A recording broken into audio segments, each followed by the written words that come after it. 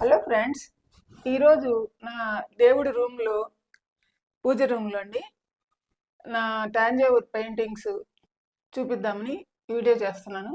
కొంతమంది అడిగారు టాంజావూర్ పెయింటింగ్స్ మీరు వేసి చూపించండి అని, అందుకని చూపిస్తున్నానండి. చూడండి, ఇక్కడ ఇది రాముల వారి పటం, లక్ష్మణుడు, రాముడు, సీతమ్మ ఉన్నారు, ఆంజనేయ స్వామి కూడా ఉన్నారు కింద. తర్వాత ఈమె సరస్వతీదేవి. ఇదేనండి నేను ఫస్ట్ నేర్చుకున్న పటం, ఇదే మాస్టర్ దగ్గర. తర్వాత మిగతా అన్నీ నేను మాస్టర్ లేకుండా సొంతంగా వేసుకున్నాను.